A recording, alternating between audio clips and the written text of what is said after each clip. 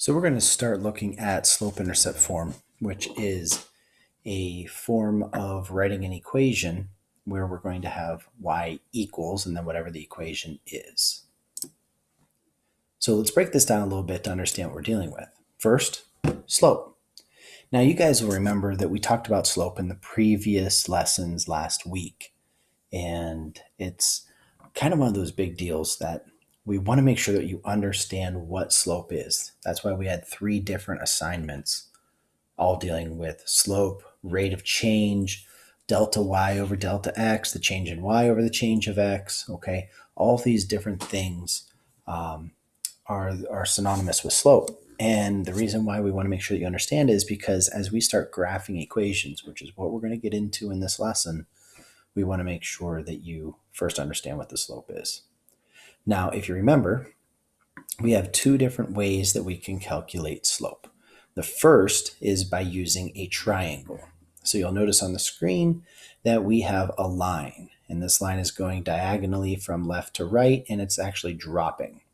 So from -2, 4 to 5, 1, we see that this line is sloping downward. So we can use a triangle, and the triangle is the rise over the run value. So we would say that this line has risen, okay, and I would say that using quotations because it's actually going down. And it would rise -1, -2, -3 spaces.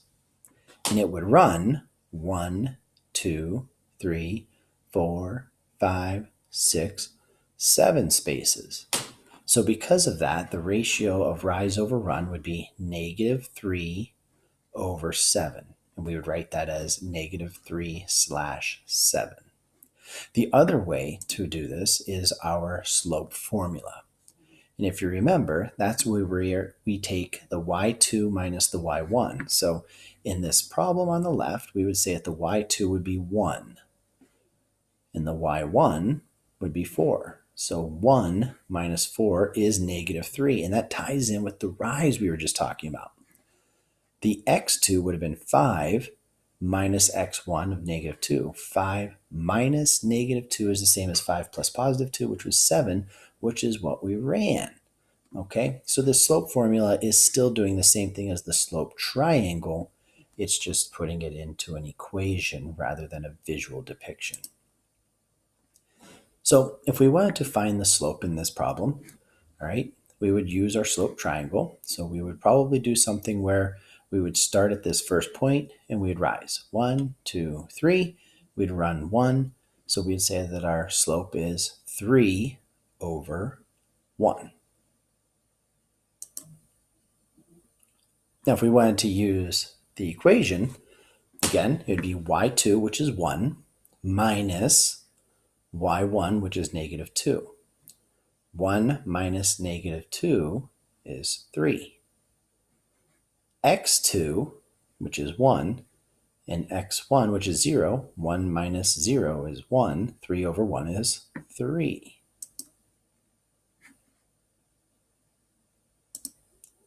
There you'll see my work. Now in the previous 2 slides, did you find a slope of 3? All right.